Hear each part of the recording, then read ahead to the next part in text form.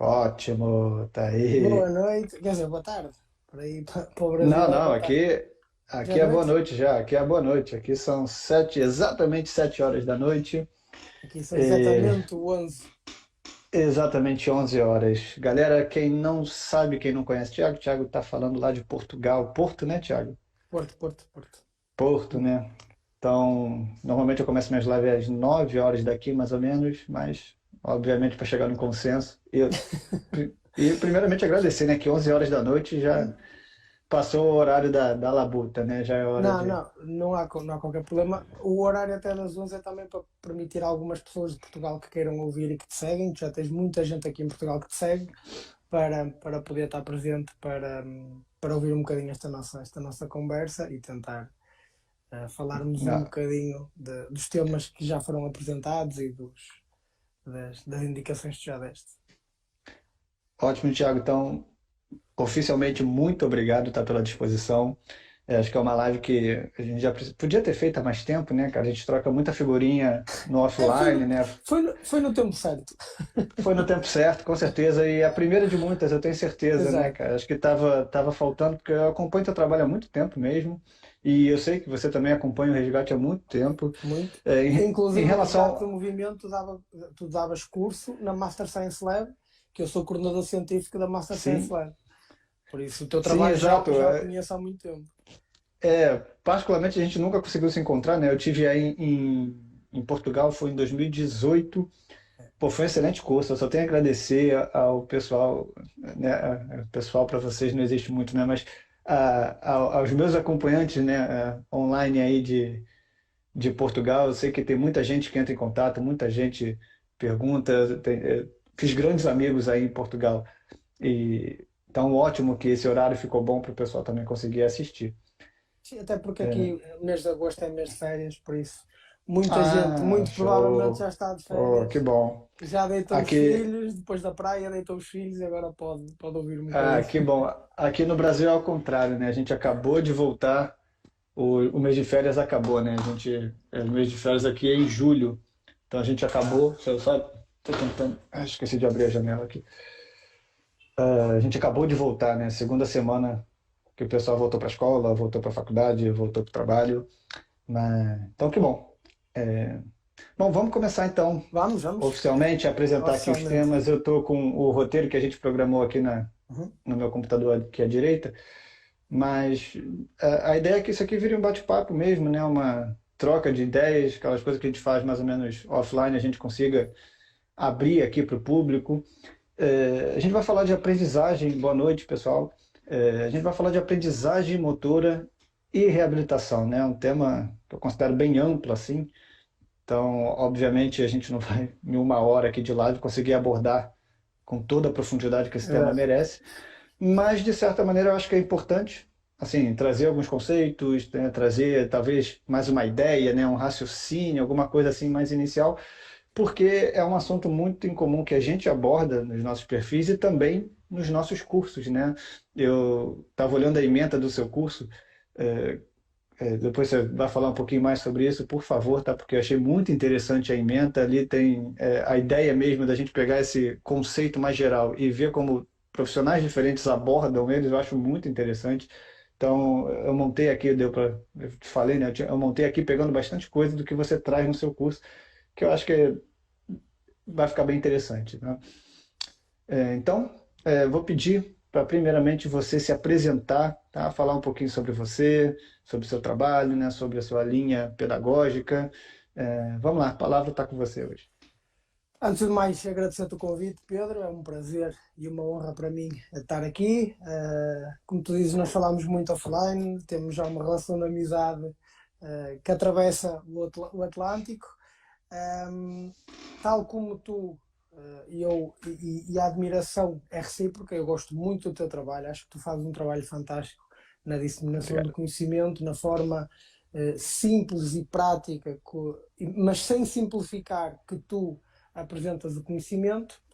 E relativamente à minha história, eu sou o Tiago, eu não gosto de ser apresentado com mais nenhum título, não é professor de nada, eu sou o Tiago, Tiago, como uma pessoa que gosta de estudar, eu sou personal trainer, Trabalho aqui em dois espaços, no Brito Sport Fitness, que é um grande ginásio, possivelmente o melhor ginásio, e possivelmente quando digo isto com uma grande certeza, o melhor ginásio aqui do Porto. Trabalho depois também no estúdio de Inspire Studio, que é um estúdio de treino personalizado. Para além disso, eu leciono na faculdade, tenho o meu curso de Neurofisiologia do Movimento e trabalho também com atletas de alta competição, seja de handball, seja de futebol. Uma coisa que nos une é esta nossa vontade que nós temos de aprender, de tentar saber um bocadinho mais cada dia e das coisas que nós vamos estudando, até da nossa bagagem, quer académica, quer profissional, muitas das vezes até de ler a mesma coisa surge um entendimento ligeiramente diferente. E eu adoro isso porquê? Porque eu gosto de trocar conhecimento, gosto de debater, porque nessas trocas de conhecimento, no outro profissional, na outra pessoa, tentar-me explicar o ponto de vista dela e eu tentar aplicar o meu, eu considero que nós os dois crescemos. Aqui há um tempo surgiu-me, por acaso eu estava com um bocadinho de tempo livre e vim ao Instagram e surgiu-me um vídeo do Mário Sérgio Cortella, no qual ele diz que se duas pessoas, cada uma levar um pão e se cruzarem, cada uma vai embora com um pão. Mas se duas pessoas, cada uma com uma ideia, se cruzarem e trocarem uma ideia, cada uma vai embora com duas ideias. Ou seja, o conhecimento para mim só faz sentido nisto. É quando é partilhado, quando é debatido, quando é explicado. E eu adoro debater e falar, principalmente com pessoas de outras áreas, por exemplo, pessoas da área da biomecânica, pessoas da área da fisiologia, pessoas até da área da inteligência artificial. Porquê? Porque elas vão-me tentar levar para o mundo delas, no qual eu não sou tão bom, e eu vou tentá-las trazer para o meu, no qual elas não são tão boas. E daí eu acho que quer eu, quer eles, melhoramos, evoluímos, e o objetivo é mesmo esse. E é partilhar um bocadinho, tentar. E como um grande amigo meu que é brasileiro, o criador da MVF, o Marcos Vinícius, um dia me explicou, debater não é discutir, discordar não é brigar. E então, Sim. nós quando debatemos, eu debato muito com ele, ele debate muito comigo, crescemos os dois. E por isso é que eu acho que estas tuas iniciativas são fantásticas, e o simples facto de tu colocares posts nas redes sociais, sabendo que está sujeito ao escrutínio, e nós sabemos que muitas das vezes a própria rede social é um bocado ingrata. Tu podes escrever um texto fantástico com um conteúdo brutal e não colocaste uma vírgula, e vai lá alguém e escreve: mas este português está errado, falta aqui uma vírgula, e a pessoa fica assim: caralho, tem aqui tanta coisa boa, e ele percebeu que falta uma vírgula. Exatamente. Então, mais uma vez, parabenizar-te pelo teu trabalho. Acho que já está feita a minha apresentação. Não. Bom, obrigado também por todas as palavras, é sempre muito bom. Esse feedback positivo, né, de um grande profissional é sempre muito bom, principalmente em relação ao trabalho que eu venho fazendo há muito tempo. É o tipo de reconhecimento que realmente faz a gente ir para frente, né? Em relação ao conhecimento, cara, eu assino embaixo do que você falou. Conhecimento a gente só acumula, né? A gente não perde, vai perder lá na frente, né? Invariavelmente a gente vai perder, mas exatamente, né? A história faz parte da vida. Exato. Mas até lá a gente só vai acumulando conhecimento. Então, e isso daí não depende de ninguém, assim, depende só da gente mesmo correr atrás de fontes de conhecimento. E eu fico muito feliz de que o Resgate, hoje, ele consegue ser um ponto ali de encontro de pessoas que querem debater ideias semelhantes, né? E a ideia dessa rotina de lives agora também que eu estou começando é exatamente, às vezes ali nas postagens fica alguma coisa mais superficial, então aqui a gente tem uma oportunidade de aprofundar alguns temas e acessar, né, atingir mais pessoas.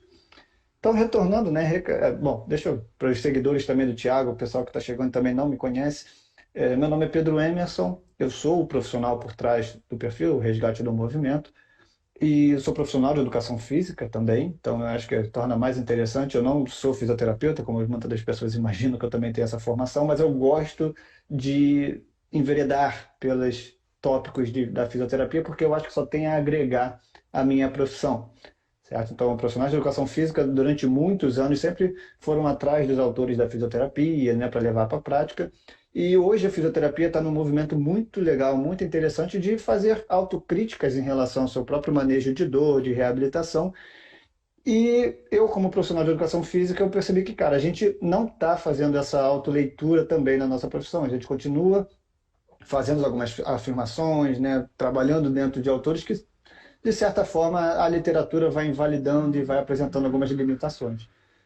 Então, o resgate do movimento hoje está muito pautado em abordagens mais contemporâneas de neurociências da dor, de abordagens mais contemporâneas de controle motor, e relacionado tudo isso ao tema de hoje, que é a aprendizagem motora, que eu acho que assim, é o suprassumo da nossa profissão, né? É a aquisição de habilidades, é o treinamento, passa por princípios de aprendizagem motora. Como nós também, invariavelmente, vamos trabalhar com reabilitação, em alguma fase do processo de reabilitação, hoje o tema é esse, aprendizagem motora e reabilitação. E sem estender muito também nas apresentações, eu gostaria de fazer uma introdução a respeito dessa temática, falando um pouco sobre lesões e o que acontece com o nosso sistema nervoso quando a gente se lesiona. Então, antes de passar a palavra para você, vai parecer que foi de propósito, mas sexta-feira, correndo, eu lesionei meu adutor esquerdo. Assim, depois que a gente se lesiona, né, ainda mais de 35 anos na cara, fica me sentindo um pouco estúpido, né? Porque, cara, eu podia não ter dado aquele sprint, né? Assim, fui fazer coisas que eu fazia com 18, 19 anos. O que que acontece, né? Desde a pandemia, os últimos 2 meses agora foram quando eu consegui voltar a treinar com aquela gana que eu tinha no passado, né? Meu filho entrou para creche, estou com mais tempo disponível, né? Então, no intervalo de aulas, eu consegui entrar numa rotina de treinamento. Eu estava vindo muito bem, evoluindo, né? Quando eu digo treinar, estou treinando corrida, né? Eu estou melhorando meus tempos e isso está me motivando. Sexta-feira passada, eu resolvi fazer uns sprints, né? Uns tiros na areia. Para quê? No segundo tiro que eu dei, meu adutor foi embora. Pá, na hora eu senti, cara, que merda. Pra quê? Sexta-feira, né, cara? Já podia estar em casa, já podia ter parado, a semana já estava boa, sabe? Totalmente ali. Mas acontece. Então, eu lesionei. Meu adutor foi aquela dor, né? Para quem, os profissionais que estão aí ouvindo, foi aquela dor que foi limitante na hora da lesão. Então, foi uma lesão que ela aconteceu na fase que na minha perna esquerda ainda ia tocar o solo, tá? Então, foi aquele movimento mais com o quadril bem elevado. Eu senti uma fisgada no adutor.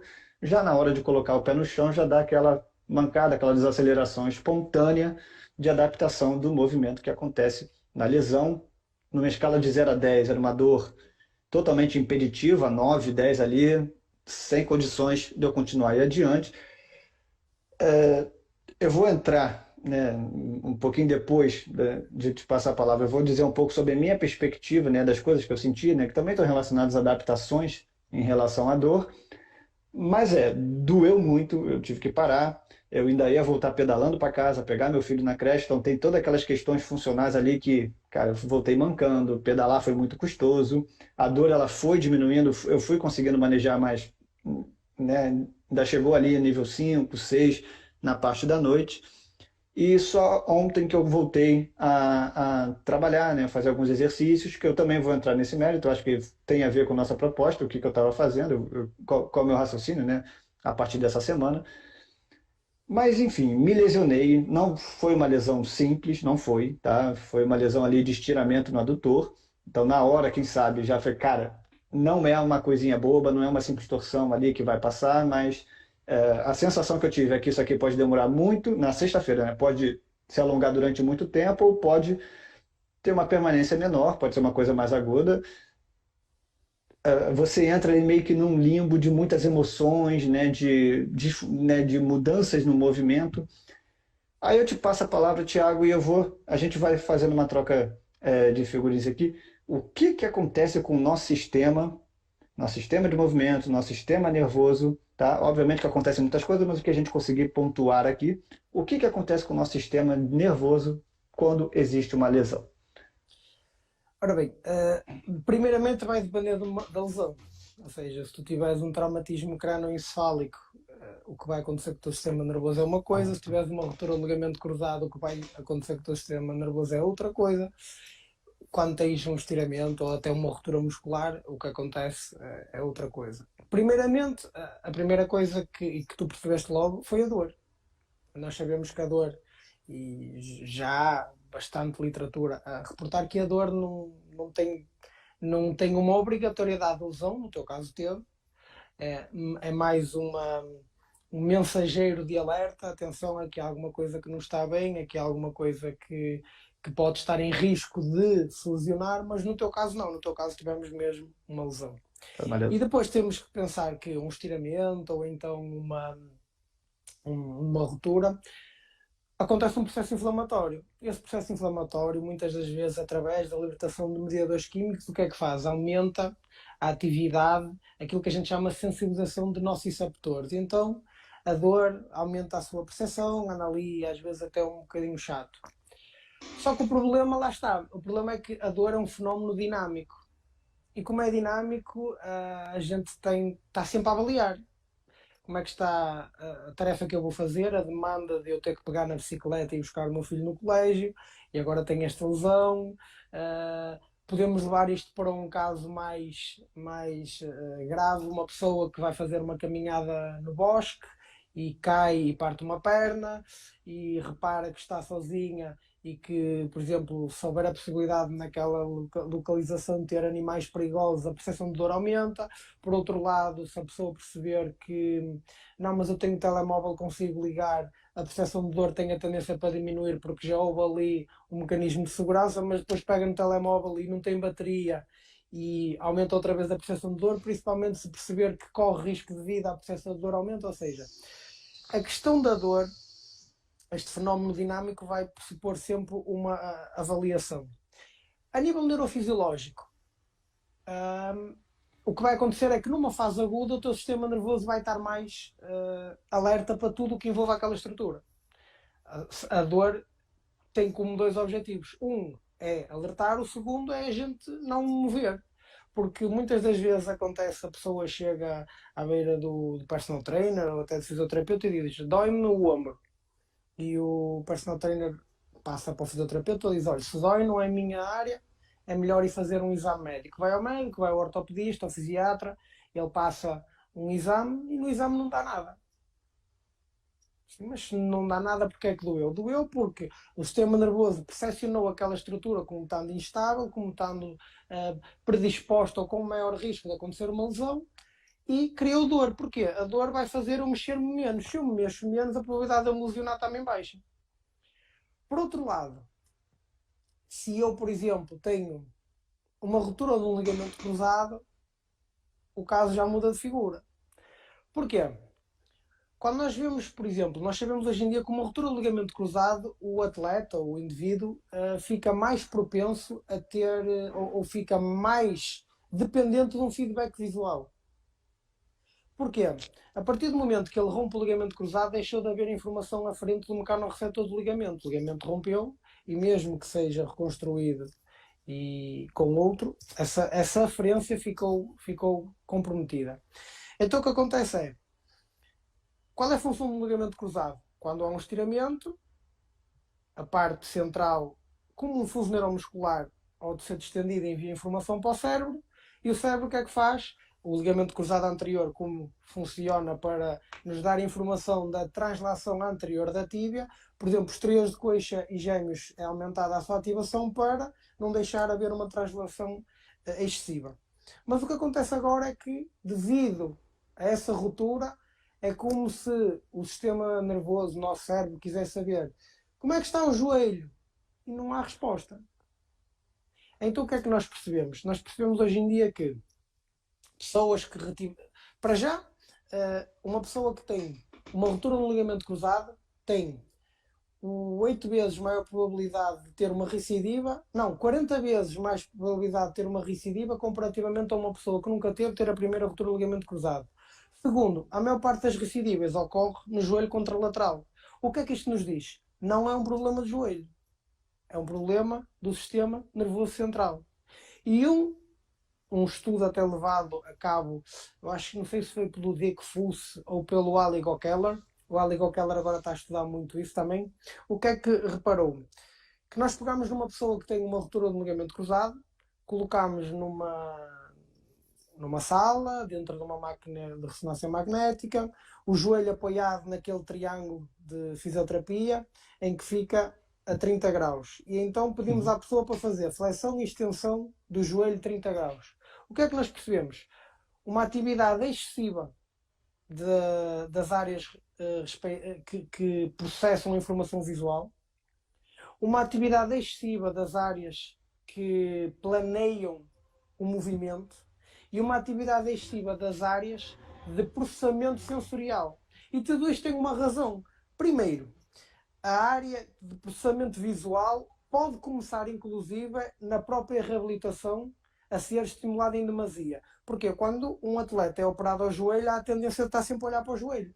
E depois há a tendência de, na reabilitação, ter um espelho à frente. E o fisioterapeuta o que é que diz? Atenção ao joelho, não deixe o válvulo dinâmico, atenção, mantenha o joelho alinhado. Ou seja, indiretamente o fisioterapeuta está sempre a dar um feedback para ele usar a sua visão para saber como é que está o joelho.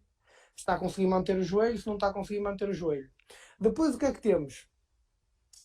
Uma vez que o ligamento rompeu, os mecanorreceptores, houve uma disrupção dos mecanorreceptores e depois também há o edema associado, que faz com que haja depois a inibição autogénica e todas essas situações. O que acontece quando há uma disrupção do mecanorreceptor? O cérebro aumenta o processamento neural das regiões à volta do joelho para tentar perceber o que é que se passa ali. Ou seja, deixou de haver informação dos mecanorreceptores, a informação proveniente dos fusos neuromusculares, dos órgãos tendinosos de Golgi, da articulação do joelho, dos quadríceps, dos gêmeos, até do tibial anterior, dos posteriores de coxa, aumenta tudo ali para perceber o que é que está a passar, porque deixou de existir informação à frente do mecanorreceptor. E depois, aumenta também áreas pré-frontais de processamento e planeamento e organização do movimento. Nós estamos a falar nisto no simples gesto motor de fletir e estender o joelho 30 graus. Quando ele retorna para a competição, o feedback visual não vai estar preocupado com o joelho, vai estar preocupado com o companheiro, com o adversário, com a bola, com o terreno de jogo, com a baliza, com o que quer que seja.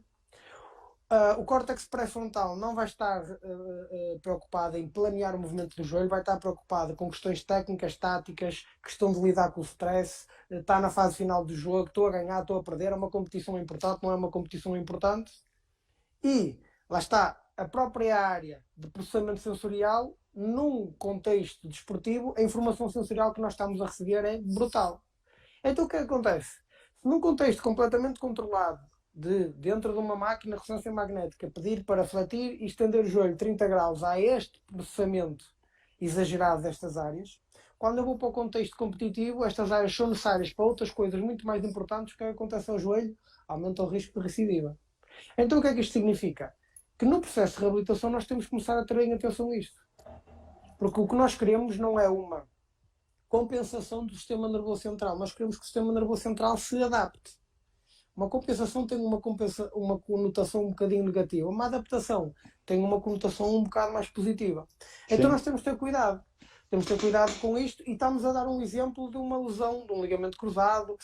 Pode acontecer a mesma coisa com uma entorse, no qual, por exemplo, nós temos com entorse, por exemplo, aquilo que a gente chama chronic ankle instability, instabilidade crónica do tornozelo. O que acontece? Sabemos que há delay na ativação, por exemplo, do peroneal longo, a nível neural há muitas vezes uma sobreposição dos músculos que controlam o tornozelo, ou seja, a nível de mapeamento sensorial é como se aquilo tivesse um bocado apagado, ou seja, não há uma definição precisa do que é, a nível neural, determinados músculos, e lá está.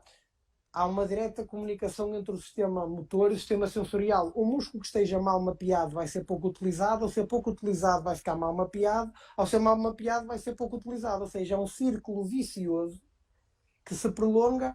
E porquê? Porque muitas das vezes, num processo de reabilitação, o que aconteceu houve uma estratégia de compensação e não houve uma estratégia de adaptação.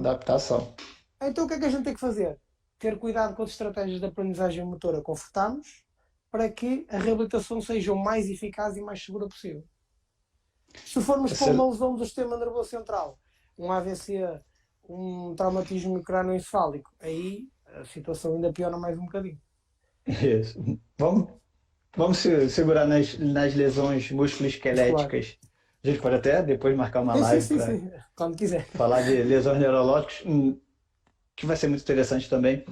Mas pegando vários ganchos que você deixou, excelente overview que você fez agora, e voltando também ao meu estudo de caso pessoal, pessoal que está chegando agora, só recapitular, eu fiz uma lesão na sexta-feira no meu adutor correndo, certo? Então foi um estiramento e depois, né, eu fiquei muito irritado na hora, fiquei aquela questão de frustração, algumas, com certeza ele teve uma descarga, né, de neurotransmissores muito importantes ali, que foram várias emoções que eu fui sentindo no pós ali lesão, mas eu tô com 35, né? Vou fazer 35 mês que vem, e talvez tenha sido a primeira lesão que dessa magnitude desde que eu tinha, sei lá, 18, 19 anos que eu jogava basquete, era muito mais frequente eu ter essas lesões. Então, o que foi interessante que eu consegui agora, com uma certa maturidade, um certo conhecimento maior em relação à dor e reabilitação, que eu não tinha na época, obviamente, é começar a observar, então, beleza,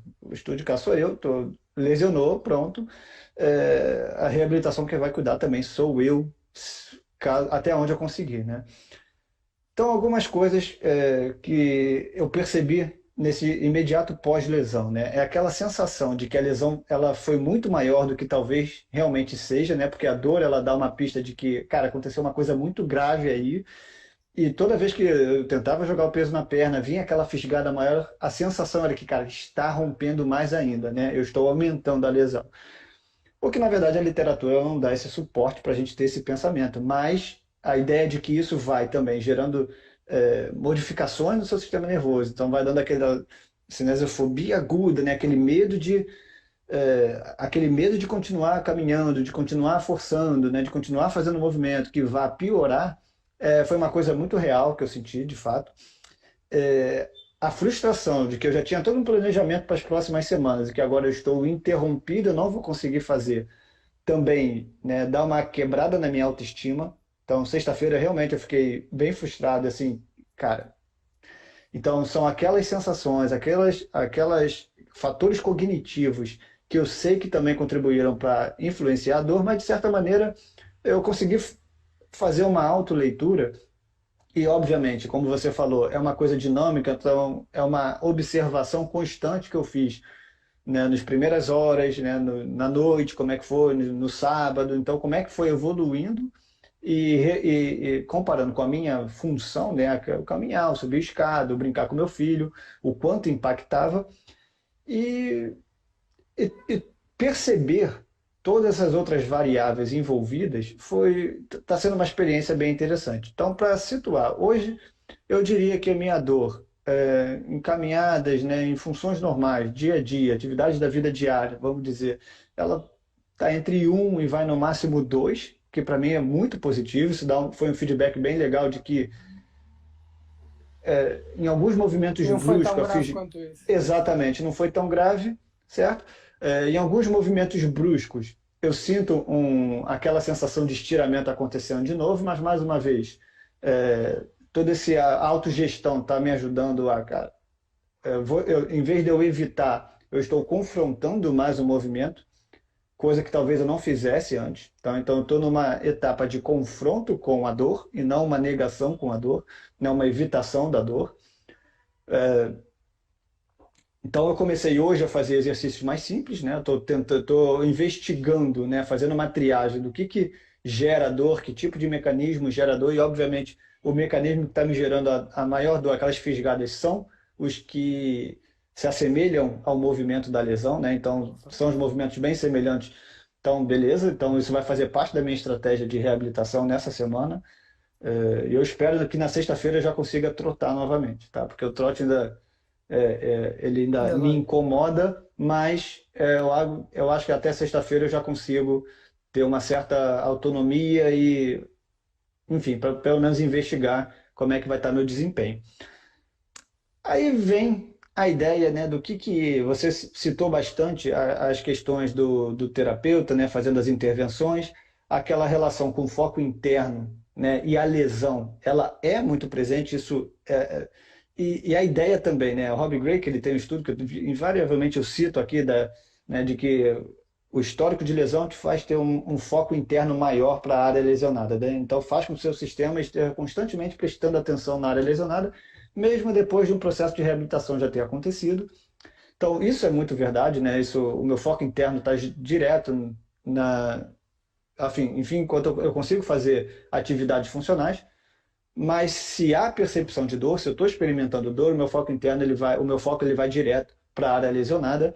Então, a ideia é que foco, isso é muito importante de ter em mente, porque hoje, eu vejo também que muita gente aplicando os conceitos de controle motor tem muita ideia de que tem que trabalhar só foco externo, tem que estimular, como se foco de atenção fosse algo extremamente, fosse uma constante, né? Quando na verdade é algo que ele se modifica é, de, de, se modifica a uma taxa muito imprevisível, tá? Não é que seja uma taxa rápida, mas ela tem um quê de imprevisibilidade muito grande. Então, numa mesma atividade que eu posso estar totalmente montada para ter um foco externo de atenção, né, levar esse foco para longe da área lesionada, invariavelmente o nosso foco de atenção vai visitar uma área, vai precisar de uma atenção maior. Então, desmistificar também essa ideia do foco de atenção como sendo algo, o objetivo do treinamento, mais como uma ferramenta, né?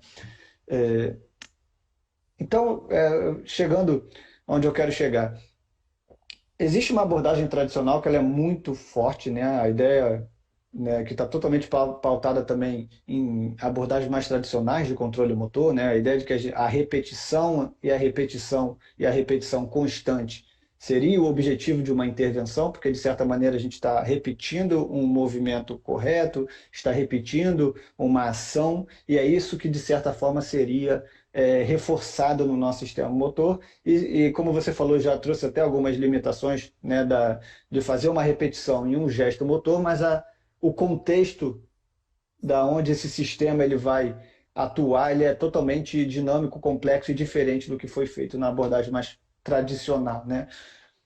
Então, se você puder, né, enumerar alguns aspectos, né, dessas abordagens mais tradicionais e também as limitações, que aí a gente já entra no gancho de o que há de diferente que a gente pode explorar, né?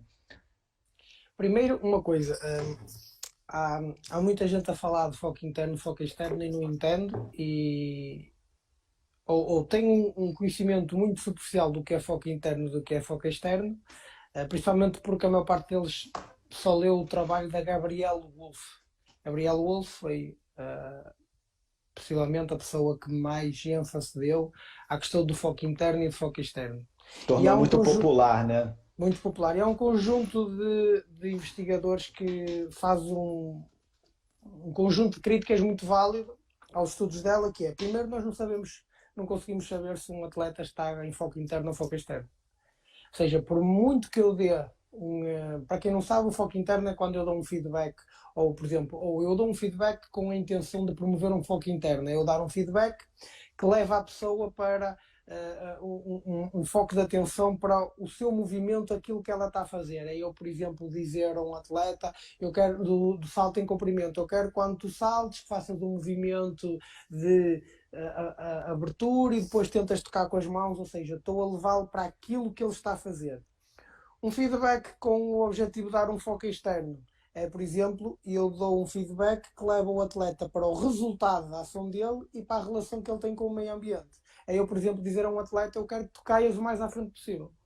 Em vez de estar a dizer, e faz, ou no momento do salto, faz uma extensão do teu joelho sincronizada com o quadril, não. Tenta cair o mais à frente. E o que os estudos dizem é que quando eu dou um feedback com o objetivo de levar o atleta para um foco externo, a nível de atletas, ou seja, ele tem melhores resultados. Só que o que acontece é que nós não sabemos que tipo de foco é que a pessoa está a ter. Eu posso dizer a um atleta, tenta cair o mais à frente possível, e ele, inclusive, de forma inconsciente, ou seja, ele sem saber, pode pensar assim, ou seja, para eu cair de forma mais à frente, na minha corrida vou ter que aumentar um bocado a velocidade, ou no momento do salto vou ter que aproveitar um bocadinho mais de energia potencial elástica. Ele não me vai dizer isto. E eu disse-lhe, caia o mais à frente possível, e ele pegou num feedback que tem como objetivo levá-lo para um foco externo e transformou aquilo num foco interno. E depois as pessoas vão dizer assim, mas há estudos neurofisiológicos ou neurológicos, imagiológicos, que referem que quando eu dou um, foco um feedback para foco interno ou para foco externo, o processamento é diferente. É a única coisa que os estudos dizem, não dizem mais nada. E eu não tenho como saber se aquele atleta está a ter um foco externo. Por muito que ele me diga, eu pensei em fazer isto. Ele se calhar pensou de forma, ou teve, ou utilizou a informação de forma inconsciente, até porque muito, se for um atleta que já faça aquilo há muito tempo, muito já está Isso. automatizado, e ele fez uma coisa que nem se apercebeu e disse, não fui para o foco externo. Não foi para o foco interno e não sabe. Agora, que os estudos nos demonstram que quando nós damos um feedback que tem a tendência para levar o atleta para o foco externo, eles têm melhores resultados, principalmente se for atletas já proficientes. Porquê? Porque estamos, se a gente der um feedback com foco interno, muitas vezes estamos a criar uma disrupção de circuitos automáticos que controlam o movimento da melhor forma, e nós sabemos, por exemplo, que no controle do movimento muitas vezes temos a questão dos reflexos, a questão dos pré-flexos, essa modulação de reflexos ajuda no controle motor e faz com que, a nível cognitivo, eu não precise de tantos recursos neurais para controlar uma coisa, porque tem ali a modulação de reflexos que me ajuda bastante. Se eu for para um foco interno, muitas das vezes acontece nos atletas aquilo que a gente chama choke under pressure, que é eles, sob pressão, têm maus resultados. Não vai, exato. Porque eles têm essa disrupção automática e começam a pensar o que é que eu tenho que fazer, e a nível motor a performance dele diminui. Agora, a nível daquilo que tu me falaste, a nível das questões de aprendizagem motor, a nível das questões das teorias, o problema é que hoje em dia, e tu até melhor do que ninguém sabe disto, hoje em dia toda a gente fala de variabilidade. Variabilidade, tudo é variabilidade. E as pessoas não entendem que a variabilidade tem um objetivo, que é a estabilidade. Variabilidade sem estabilidade não faz sentido nenhum. Não faz sentido nenhum. O que é que eu quero variabilidade? Eu quero variabilidade para manter a estabilidade de um resultado. Que é, um dos estudos mais emblemáticos foi o do Bernstein, e tu até num dos teus cursos tu apresentas, no qual ele filmou os ferreiros, né? os blacksmith a bater com lá o martelo no sítio que tinham que bater. O que é que ele percebeu? Apesar do martelo bater sempre na mesma zona, a nível articular havia sempre alteração, ou seja, a variabilidade articular teve como objetivo fazer o martelo bater sempre no mesmo sítio. E é um fenômeno inerente, né? Inerente, vai acontecer e ponto. Estamos a falar de pessoas que fazem aquilo 8 horas por dia há 20 ou 30 anos. Não estamos a falar de uma pessoa. E então o que acontece? As pessoas muitas vezes têm esta ideia de que então tudo é variabilidade. E o ser tudo variabilidade é como se fosse uma desresponsabilização do profissional. Agacha. Ele agachou e disse. E o profissional diz: foi a melhor forma que o sistema nervoso dele arranjou para fazer um agachamento. Ok, amigo? Mas não quer dizer que seja a melhor forma que ele consegue fazer agora. Não quer dizer que seja a melhor forma para ele. Tem as questões anatómicas, tem as questões de aprendizagens, tudo bem. Agora, por um lado nós saímos de tem que ser tudo assim, ou seja, tem que ser tudo fotocópia, que está errado. Agora toda a gente acha que variabilidade e fazer de qualquer maneira vale tudo, né? Não vale tudo. E depois, ou seja, isso desresponsabiliza o profissional. E aliás, até queria outra coisa. Se qualquer resposta motora que ele tenha está correta, para que é que eu preciso de um profissional? Não preciso. Eu não preciso. É para fazer o lançamento do dardo. Pega num dardo, olha, foi assim que o meu sistema nervoso permitiu fazer-se. Permitiu atingir um resultado. Isto é o que eu consigo, até logo, vou-me embora. Não é assim que as coisas funcionam. Agora, o que é que nós temos? Nós temos determinadas abordagens. Nós temos a aprendizagem implícita, nós temos a aprendizagem diferencial, nós temos a abordagem ou a constraint-led approach, ou seja, a abordagem baseada em restrições. Nós temos o efeito da interferência contextual.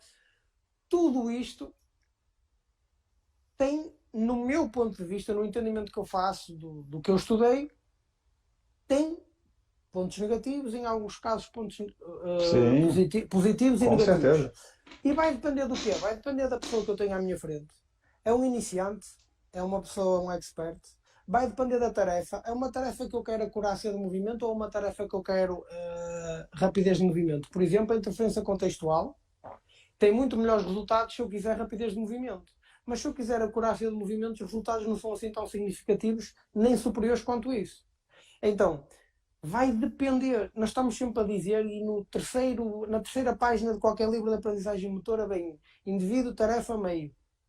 Indivíduo, tarefa, meio. Depois tem o ciclo de ação e percepção Uhum. do Newells.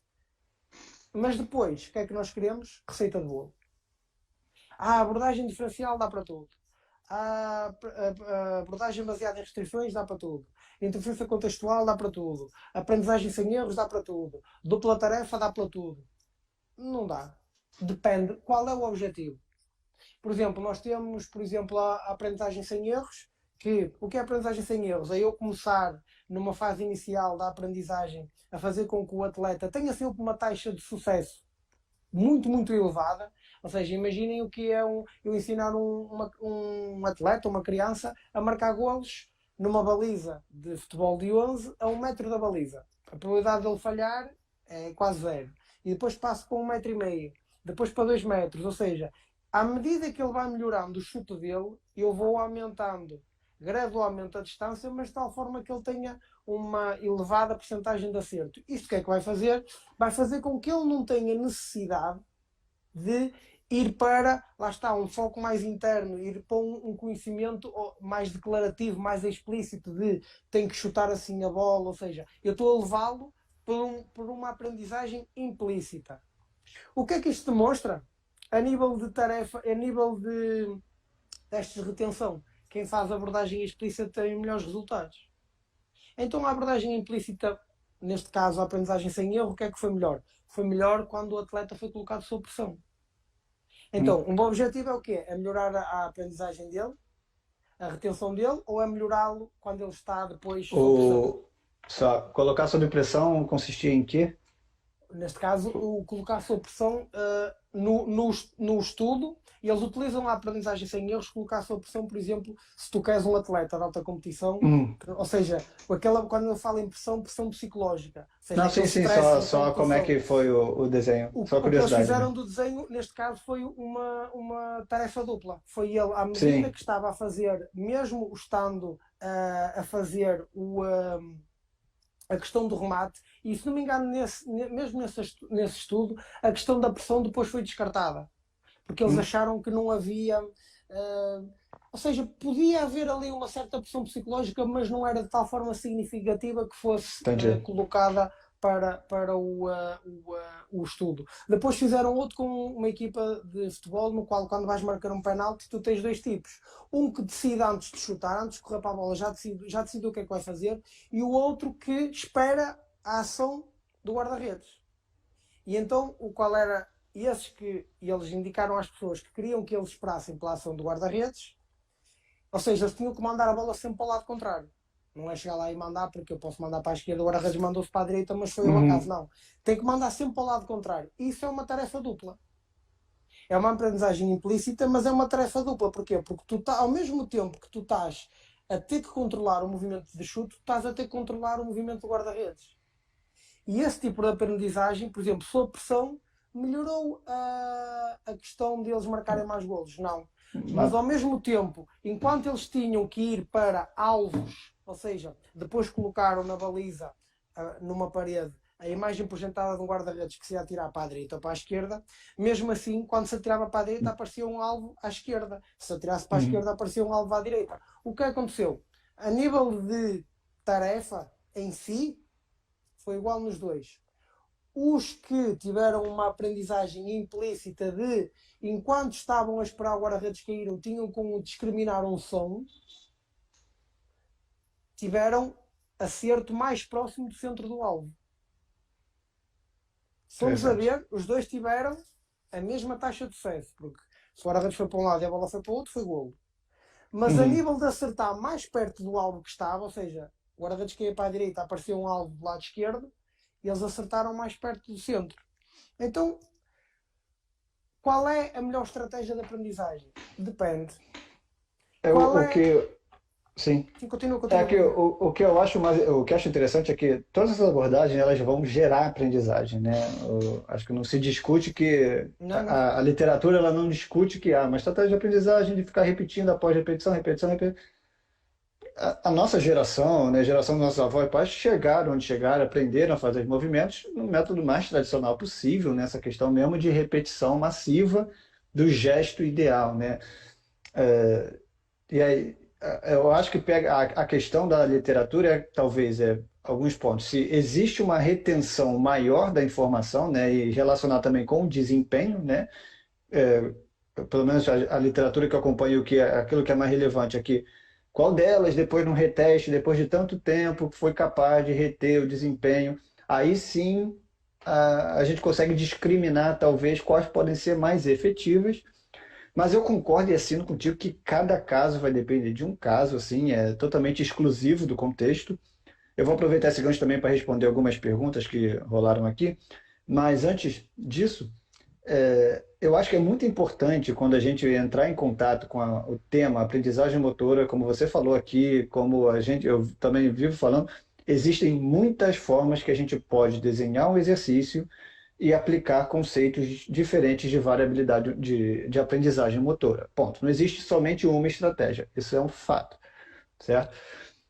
Mas é importante a gente ter em mente que todas essas estratégias de aprendizado elas estão atreladas a conceitos maiores de controle motor, como, por exemplo, abordagens computacionais e a abordagem ecológica, que são abordagens totalmente distintas que vão entender que o movimento funciona é coordenado de maneira diferente. Uma fala que o sistema nervoso central ele tem uma importância muito grande, a outra vai falar que o contexto ele impera. Elas têm suas limitações. E há um Acho que problema quem. ainda maior, que é, existem cerca de 14, 15 teorias de controle motor. Só que o problema é que elas não dizem qual é o movimento que querem controlar. É um movimento rápido ou um movimento lento? Se eu vou fazer um movimento lento, o meu sistema nervoso Sim, pode utilizar mecanismos de feedback. Se eu vou fazer um movimento rápido, feedback, por exemplo, eu vou fazer uma corrida de 100 metros. O tempo que um atleta de alta competição passa com o pé no chão varia entre 77 milésimos de segundo, que seja 90 milésimos de segundo. A informação à frente a ser processada demora 120, 150 milésimos de segundo, ou seja, feedback não dá, tem que ser feed forward.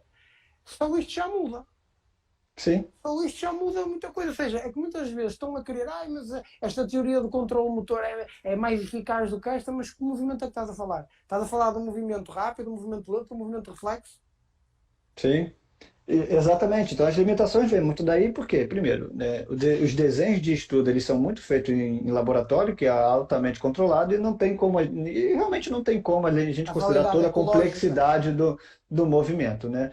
Mas para quem for entrar mais nesse ambiente, é importante saber que essas abordagens se divergem em muito e elas têm as suas abordagens de aprendizagem motora que se aproximam mais de cada conceito. Então, na minha opinião, né, obviamente elas não há um consenso, tem excelentes autores e justificativas para apontar para qualquer lado. Hoje eu tenho uma tendência maior por explorar mais variabilidade motora, me aproximar mais da abordagem ecológica, mas para mim ainda não faz muito sentido tirar algum controle do sistema nervoso central. Sim, sim. Existe algum grau de controle elaborado pelo sistema nervoso central, e, obviamente, a gente armazena informações relevantes do movimento que não são aquelas como, por exemplo, a posição, o ângulo ideal, aquelas coisas que é reforçado no método mais tradicional. Mas, ao levar para a prática, eu concordo, cada caso é um caso. Foram duas perguntas que rolaram mais para cima. Eu vou tentar recapitular. Uma foi a Catiana e outra foi a Amanda. Me perdoem se eu estou errando os nomes. Mas relacionado ao foco de atenção quando a gente estava falando. Então, se o foco interno para uma pessoa que está com lesão, com dor, tá? Se ele não pode aumentar a cinesiofobia, né? Se tem essa questão.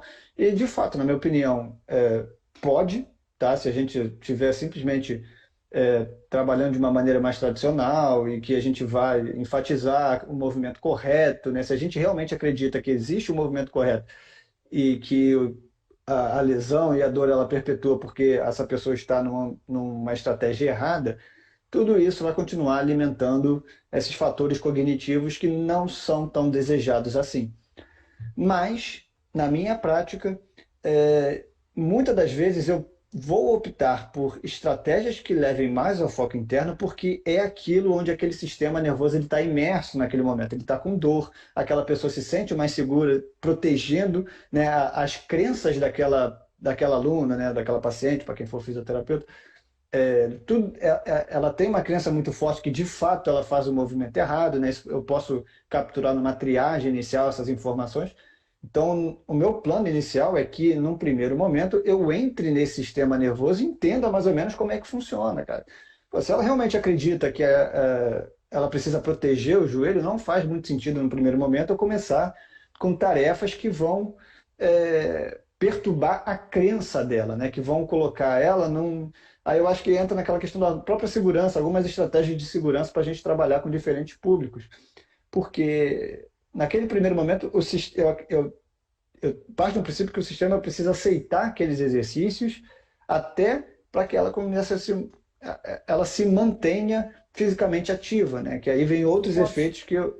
tu podes Sim, usar a informação como placebo. Repara, exatamente, né? chega uma pessoa, chega um paciente a um fisioterapeuta e diz assim: e eu lesionei-me porque estou a fazer este movimento errado, tenho um déficit neste músculo, quer que seja. O fisioterapeuta pode ser daquele tipo que diz assim: olha, isso não existe. Algumas pessoas vão, vão levar um choque inicial, mas aquilo vai ser libertador. É como se agora, quer em Portugal, quer no Brasil, existe uma comunidade cristã muito grande. Ou seja, imagina que agora o Papa dava uma mega entrevista e dizia assim: isto de Deus existir é uma pura mentira, fomos nós que inventámos isto durante séculos. Ou seja, ia criar um choque inicial, só que ias ter dois tipos de resposta. Respostas, né? Havia aquelas pessoas que iam dizer assim: ok, eu fui enganada a minha vida toda, mas iam sentir-se libertadas. Sim, Havia as confio outras no Papa, né? pessoas não iam dizer assim, não, ok, ou seja, afinal não existe Deus, mentiram-me este tempo todo, mas é libertador saber a verdade. Havia outras pessoas que não, que o simples facto de tu teres aquilo, ou seja, para além do choque, iam sentir-se perdidos. E agora? A minha vida foi toda uma mentira, agora eu acredito em quê? Ou seja, tu tens, a pessoa, o fisioterapeuta tem que perceber quem é a pessoa que tem à frente. Se a pessoa tem aquelas crenças enraizadas de é o movimento, é a postura que cria, ok, tipo, e ele está a beber café, a gente sabe que para ele o melhor é beber leite. Eu não lhe vou passar do café para o leite. Eu dou café com um bocadinho de leite e à medida que vai passando o tempo vou adicionando mais leite e menos café. Até que vai chegar uma altura que ele está no leite. Ou seja, Sim, eu vou-lhe dizendo, olha, ok, olha, já melhorou olha, já estou a ver aqui a sua ativação. Imagino que com este exercício parece-me que o seu alinhamento a fazer já está melhor. Isso pode dar uma sensação de segurança à pessoa, e nós sabemos que se a pessoa se sente mais segura, mais capaz, vai diminuir o nível de alerta, ou seja, a percepção dolorosa tem tendência para diminuir. sim. Como aí o que escreveram, vai aumentar um foco interno, vai aumentar a percepção de dor. Pode aumentar, mas Vai depender neste muito de momento. como você trabalha e do seu discurso envolvido nisso também, Agora, né? se eu tiver um discurso de medo, de você tem este músculo encurtado, Né? e a primeira coisa a dizer, e ainda bem que estão aqui fisioterapias, músculo encurtado não é aquilo que vocês pensam. Cuidado quando Ah, disserem sim. músculo encurtado, porque se um neurofisiologista ou um neurologista estiver ao lado, vai olhar para vocês e vai dizer encurtado, porque o músculo encurtado pressupõe sarcómeros, perda de sarcómeros em série. Ou seja, o atleta tinha, Uhum. o indivíduo tinha um músculo com 20 sarcómeros e agora ficou com 15 ou 10. E para isso acontecer, das duas uma, ou ele tem uma lesão do motoneurónio superior e tem uma hemiparésia, teve um AVC e ficou com uma hemiparésia, ou então imobilizou por um período, por exemplo, ou nunca inferior a 3 semanas, imobilizou um membro e para perder em 3 semanas, se ele imobilizar numa posição de encurtamento, ele ainda perde mais. Ou Uhum. seja, podemos dizer que o músculo está com uma tensão, uma maior tensão. Agora, dizer que o músculo está encurtado, há pessoas que, lembrei-me agora, há pessoas que dizem isso e é um erro a nível neurofisiológico grande. A mesma coisa acontece com as contraturas, mas isso são outros 500. E é Agora, só para pegar esse gancho, é a mesma coisa que falar que eu que fiz essa lesão no meu adutor, que eu preciso fazer fortalecimento muscular no meu adutor agora. Como se meu o adutor re... agora ele estivesse fraco e o problema é fraqueza muscular. Não, não é. De fato, eu tenho limitação para fazer alguns movimentos, mas é por causa da dor, né? A minha força não foi embora instantaneamente, porque a força ela não é exclusiva do músculo em si, né? Ela está bastante considerada no sistema nervoso. Então não é fortalecimento que eu estou fazendo. O que eu e considero que eu estou fazendo é às vezes muito tu podes mais uma fazer questão de enfrentamento, né, questões do, psicológicas, do que questões de de. fato fortalecimento. Eu estou me expondo à dor. E às vezes Voluntariamente eu tu. estou fazendo isso. Repara, as pessoas às vezes dizem assim, eu tenho que fortalecer. Ok, fortalece, mas aqui, o tipo de trabalho que foi feito de fortalecimento, por exemplo, o treino. Muitas vezes nós falamos de fortalecimento, o que é que nos vem à cabeça? Trabalho de força. Trabalho de Sim, força. Se eu pensar no trabalho de força clássico ou o chamado musculação. tradicional, a musculação, por exemplo, ou o trabalho de força clássico, nós só temos a tendência para falar nas questões positivas. E, por exemplo, Sim. num atleta, o trabalho de força clássico pode e tem risco de transferência negativa ou até de efeitos prejudiciais. Por exemplo, eu posso, com um trabalho de força clássica, aumentar a hipertrofia de determinado músculo e fazer uma disrupção na estabilidade intramuscular daquele músculo, ou então eu posso aumentar a força de um músculo e criar problemas na coordenação intermuscular e provocar lesão. Que vai Ou seja, prejudicar ele, exatamente. uma coisa é certa, Exatamente. nós temos um exemplo muito comum no futebol. Depois da ruptura do ligamento cruzado, qual é a lesão que mais acomete o jogador de futebol? Os posteriores de coxa. Os posteriores. Fortalece, fortalece, fortalece, fortalece, fortalece, fortalece. Continuam a romper. Continua a incidência muito grande. Não, foi a única que não baixou. Fortalece, Uhum. fortalece, é excêntrico, é nórdico, é nórdico e viking, é excêntrico, é concêntrico, é isoinercial, é fazer sprint, é tudo e mais alguma coisa. Continua a romper. Então, se calhar, o problema. Eu que há um tempo, numa live com o David Machena, que Uhum. tu foste convidado dos Neurónios Solidários e ele também, ele disse uma coisa que eu achei muito boa, que é: ó malta, uh, ninguém está a dizer que a abordagem que tem como base a teoria dos sistemas dinâmicos seja o suprassumo, seja o santo graal, seja um, Sim, a chave para tudo. é a resposta de tudo, né? Mas pelo menos vamos dar-lhe uma hipótese, vamos tentar, porque a tradicional nós já vimos que não funciona. E estar sempre a fazer a mesma coisa, querer resultados diferentes, é capaz de não ser uma boa estratégia. Agora, e voltando àquilo que tu disseste, há uma pessoa que tem uma lesão, que tem uma dor. Depende. Por isso é que nós somos 7 bilhões de pessoas, agora até mais. Uhum.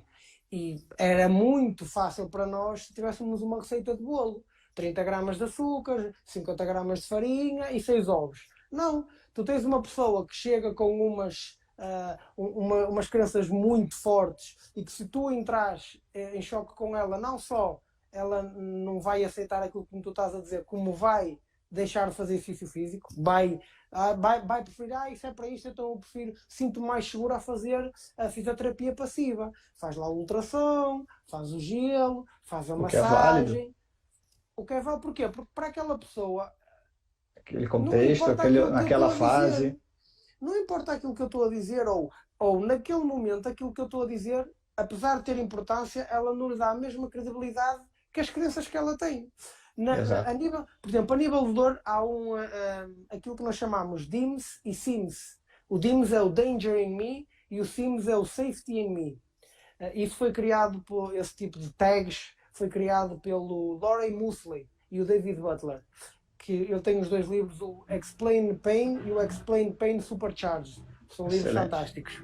Mas na Universidade de Minnesota, nos Estados Unidos, eles têm um curso no Coursera, quem gostar, é um curso completamente gratuito, e quando eu falo um curso, estamos a falar um curso de 13 semanas. É uma carga horária brutal e é um curso com bastante conteúdo que aborda dor crónica, low back pain, até dor orofacial, temporomandibular, ou seja, é um curso que, lá está, não é o santo graal, mas tem muita coisa positiva. E eles falam o acrónimo Bless Me. Então, Bless Me vem de quê? B de Bless body. me. Bless Sim. me. Abençoa-me. B Abençoa isso. B de body. Como é que está o teu corpo? O teu corpo está Uhum. bem, tu tens alguma lesão, não, tenho um corpo forte, resiliente, tenho até a nível de massa gorda e de massa muscular tenho uma boa relação. Então o teu corpo pode ser um efeito protetor ou um efeito de risco. Se tu tiveres com sobrepeso, se tu dormires mal e tiveres sempre o teu sistema num modo, entre aspas, mais pró-inflamatório, o teu corpo vai ser um fator de risco. Depois tens o L, lifestyle. Como é que é o teu estilo de vida? Olha, eu faço exercício físico, tenho uma alimentação saudável, tenho hábitos sociais.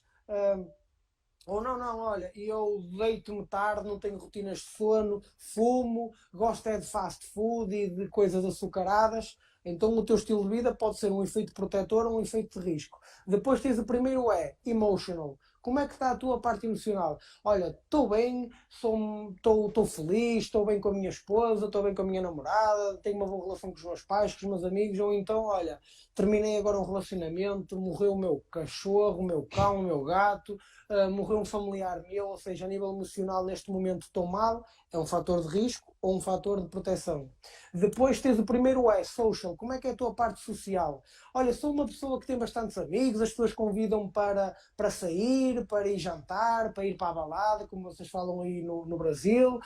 Mesmo a nível de trabalho, tenho um bom ambiente de trabalho. Ou então, não, sou uma pessoa isolada, não tenho amigos, tipo, passo o tempo sozinho em casa. Esse social vai ser um fator de Um, predisposição para dor neuropática. E agora até aqui há um tempo li um estudo fantástico que era, eles estavam a fazer jogo online com chat partilhado e eles propositadamente escolhiam uma pessoa do chat. Quando iam fazer teste para percepção de dor, essa pessoa tinha uma percepção de dor maior que as outras. Estamos a falar online. E nós sabemos que hoje em dia tudo é online, ou seja, ali, de forma aguda, o simples facto de mostrar àquela pessoa que ela não tinha acesso ao chat que as outras pessoas estavam a ter, ou seja, o tê-la, entre aspas, ostracizado, tê-la colocado a nível social afastado, ela teve foi uma um percepção de dor maior. maior. Depois do O último segundo S. S é o spirit. Como é que tu és a nível espiritual? A nível Questão espiritual, fé. pá, tu acreditas em alguma coisa? Eu costumo dizer assim, as pessoas podem acreditar nem que seja numa cadeira. O que é que aquela cadeira é? O teu Deus? É o Deus cadeira? O que é que o Deus cadeira te diz? Olha, diz para fazer o bem às pessoas, para ajudar o próximo, para ser boa pessoa. Está a valer. Agora, E se como está a é sua relação com a fé, né? Com a com a sua fé, fé, com a agora, sua crença. se é aquele Deus que diz que tu tens de explodir um aeroporto para ter 70 virgens Hum, no paraíso, é capaz de não ser uma coisa boa. Mas essa parte espiritual, por exemplo, tu já viste aquelas imagens das pessoas que fazem uma reencenação de Jesus crucificado? Eles eu já vi. metem Sim. mesmo um prego. Estamos a falar de Ah, não. pregos assim, metem mesmo. Acho que aqui no Brasil não Colômbia, fazem. não, Colômbia, Equador, Peru, nesses países, metem um prego. Bom ao Essa pé, loucura.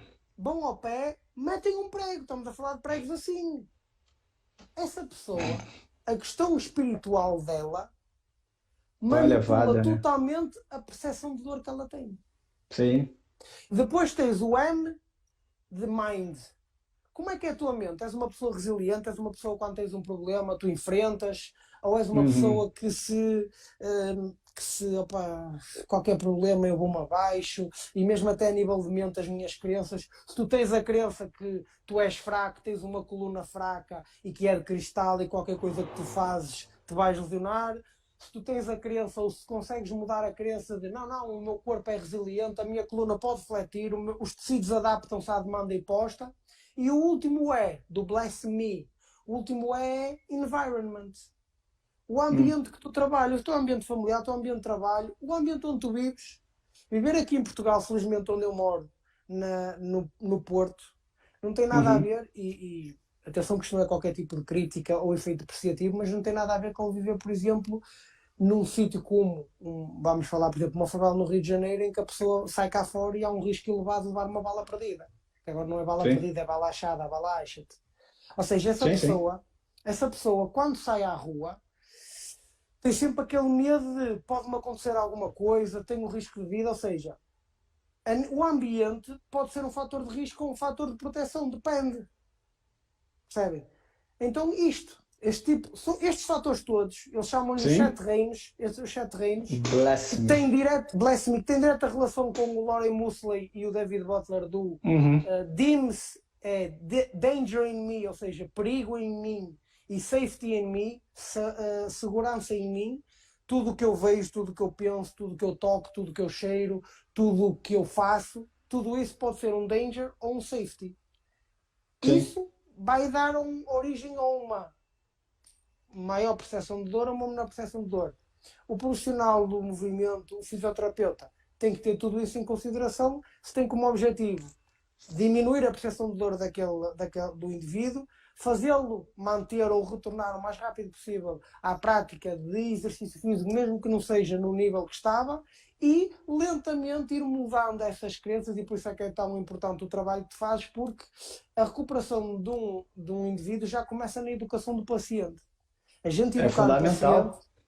É já é muito fundamental. importante. Uma coisa que eu defendo, o profissional ele tem que ter noção do seu poder como formador de opinião, né, do paciente e do aluno, né? Beleza, fica ali naquela amizade, no bate-papo, mas a gente está numa posição que a pessoa quer buscar informação, ela vai se informar através da gente. Então, as nossas crenças podem ser determinantes para um desfecho positivo ou negativo. Tiago, essa conversa, com certeza eu ficaria aqui mais 1 hora, 2 horas. Tem muita coisa aqui que eu gostaria de incluir, porque eu sei que tem muitas perspectivas suas que eu quero conhecer melhor, né? Que a gente pode marcar uma outra live para fazer alguma Quando coisa mais quiseres. específica desse tópico de aprendizagem motora na reabilitação, porque infelizmente algumas coisas ficaram de fora, mas eu quero agradecer imensamente a sua disponibilidade, toda a sua essa oportunidade que você teve, essa tua disposição de trazer todo esse teu conhecimento. Tá? Eu quero aproveitar também, você tem um curso que você faz aí em Portugal presencialmente, que eu achei eu achei a ementa muito boa, tá? Que depois eu vou disponibilizar também nos meus stories para as pessoas conhecerem, né? Para as pessoas entrarem em contato. E se você um tempo atrás me falou que tinha a ideia de fazer ele online, Estou a fala um pensar pouquinho do seu fazer, curso. eu estou a pensar fazer online. Antes de mais, eu quero fazer aqui um pequeno apanhado, um pequeno resumo, para as pessoas também não irem daqui embora, apesar de eu Por favor. não gostar de dar receita de bolo. Primeiro, perceber uma coisa: o sistema nervoso humano, ou seja, a aprendizagem motora, pressupõe que o sistema nervoso tem que estar, tem que ser estimulado da forma correta. Aquilo que eu até te mandei num story, que é repetição não gera perfeição. Repetição gera permanência. O que gera perfeição é fazer bem feito. Isto para dizer o quê? Se eu fizer 1000 vezes errado, ele não vai fazer bem. Ele vai fazer 1000 vezes errado e vai Errado. consolidar uma coisa errada. Só que isto a gente ainda pode aumentar um bocadinho, que é repetição não gera perfeição. O que gera perfeição é fazer bem feito e aquilo fazer sentido para a pessoa, aquilo ter importância para a pessoa. Sempre que quiserem promover a aprendizagem motora, percebam uma coisa: o nosso sistema nervoso ele é movido pela recompensa.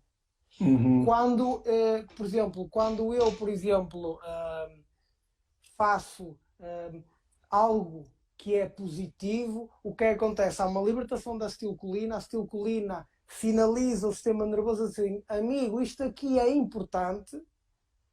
Só que lá está, a acetilcolina espalha-se pelo cérebro e depois temos outros neurotransmissores, como a dopamina, que neste caso são neuromoduladores que direcionam qual é o tipo de plasticidade e se vai acontecer, em que circuitos vai acontecer, se aquilo é um castigo, se aquilo é uma recompensa, porque eu posso ter uma aprendizagem por castigo, castigo entre aspas, ou seja, Sim, sim, sim, sim. eu meto a mão no fogão e queimou-me, eu não vou precisar de Sim. meter lá a É um mão, feedback.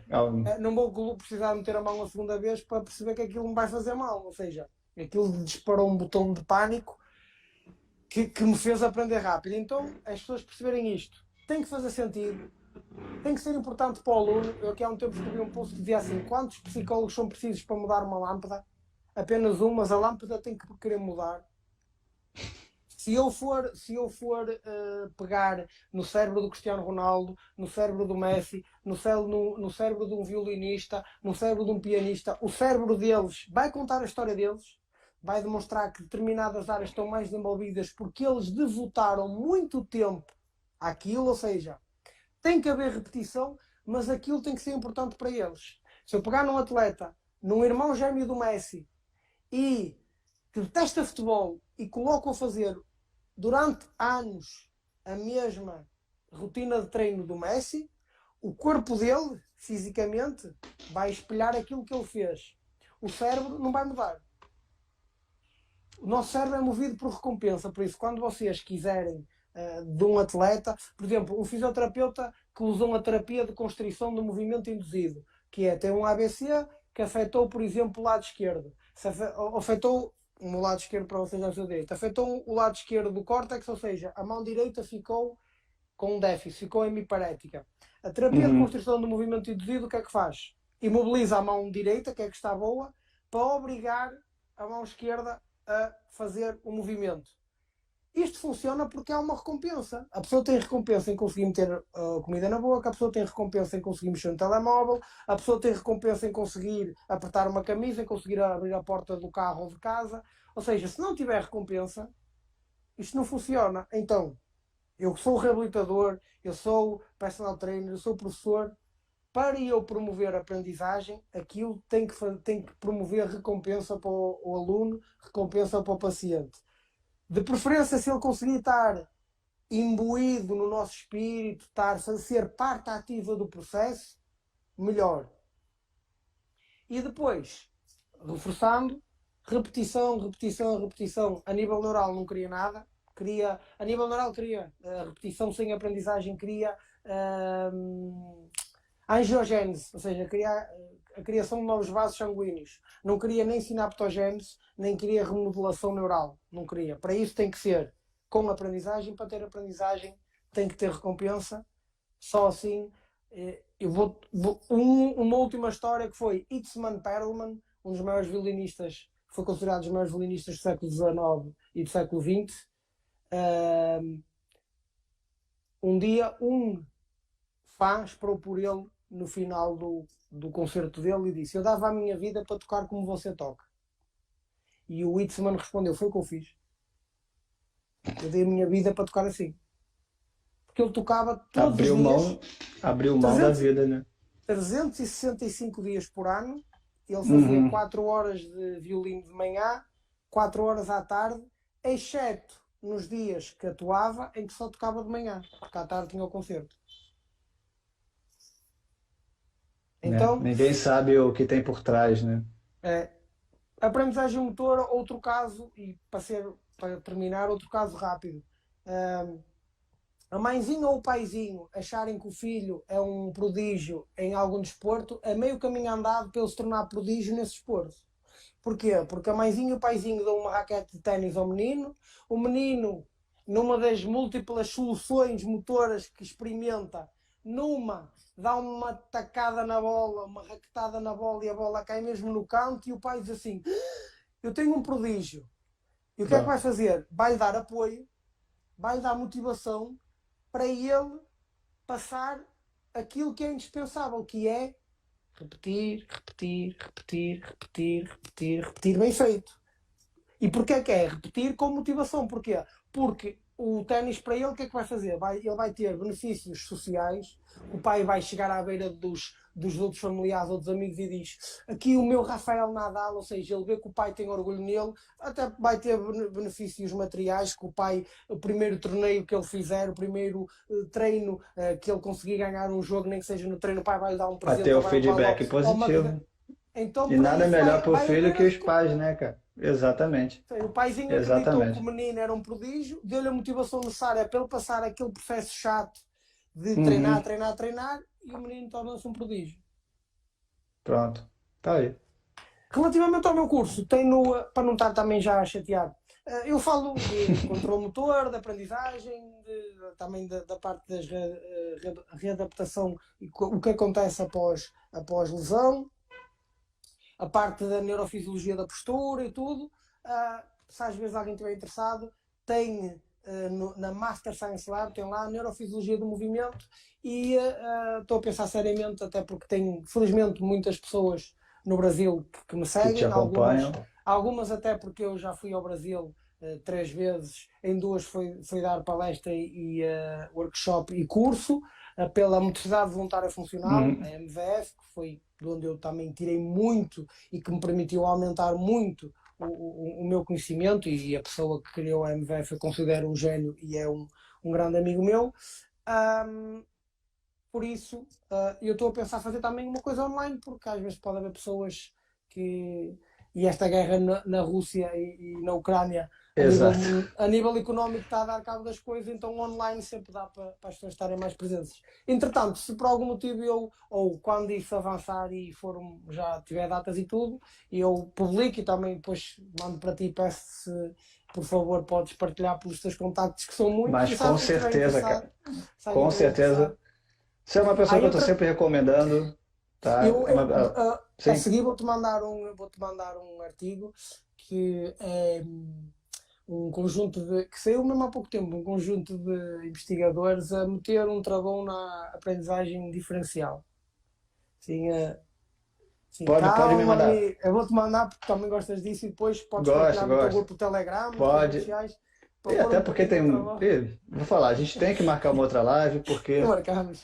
a gente vai fazer a coisa. Pode entrar mais específico nesses temas, porque exatamente tem muita coisa desencontrada. Mas, Thiago, você é uma pessoa que eu estou sempre recomendando. Eu Pessoal também. que não segue o Thiago e está aqui na live, por favor, comece a acompanhar o material dele. Ele entra muito nessa questão neurofisiológica, que é algo que eu não abordo tanto, e o Thiago ele, acaba sendo minha referência nessa temática. O curso dele está muito rico nesse aspecto, então isso conhecer também essas propriedades é fundamental para quem trabalha com movimento. Então, Thiago, mais uma vez, muito obrigado pela sua Eu que presença, pela sua agradeço. Eu que disponibilidade. Já deve agradeço. ser quase meia-noite e meia Não há aí em problema, não Portugal, há mas que problema. bom que você está de férias, né? Que o pessoal está de férias, então Antes estiver, não, amanhã por acaso de manhã tenho um dia mais tranquilo, vai dar para descansar, amanhã dá para descansar um bocado. tá bom, galera. Olha, Depois também, se você puder me mandar o link desse curso do Mosley que você falou, é eu mando, interessante para mando. eu divulgar. Você falou que é gratuito, então é interessante o pessoal Não, é o que do ouviu essa Coursera, parte. do Coursera. É o do É do, Coursera. O Mosley tem 2 livros, que é sim, o os livros sim, mas Supercharge. o curso em É o si Coursera eu conheci há um tempo atrás, é o mas eu Minds. não. O curso Sim, é o desculpa. que eu te falei do Bless Me, Isso. é a Universidade de Minnesota. Eu vou-te enviar e tu partilhas também. Me E é envia, por gratuito. favor. É Isso, gratuito, é esse gratuito. daí que eu quero E é, disponibilizar. é a própria universidade e depois, tipo, tem teste. A única coisa que Imagina, tu, se quiseres, por exemplo, podes pagar US$ 50 se quiseres o para pegar o certificado. certificado. Mas se não Imagino também. quiseres, não tens acesso a tudo e fazem É teste e o aquilo, teste é é aquilo que a gente complicado. começou falando. Certificado, eu já não faço muito mais questão, né? O que importa Exato. é o É o conhecimento, né? O conhecimento. conhecimento é que me interessa. Se é gratuito, então, quem quiser pague os US$ 50, que hoje Exato. vale muito mais do que reais, né? Amigo, olha, um Tá grande bom? abraço e muito obrigado pelo convite e uma boa noite a todos e obrigado por terem estado a ouvir-nos. E espero ter estado à altura das expectativas. Foi excelente, Thiago. Foi Mais do que excelente, foi isto não sei, excelente. mais do que isto não Tá sei, por bom? isso. Quem tiver dúvida, eu aposto que o Thiago vai responder muito bem. Depois vocês mandam uma mensagem para ele É, ou uma mensagem no inbox. Quem ficou alguma dúvida de um tema, mesma coisa para mim. Quem quiser alongar um pouco mais essa conversa, fiquem à vontade para mandar. E galera, Thiago, até uma próxima. Eu com certeza Até vou à pensar num próxima. tema mais específico.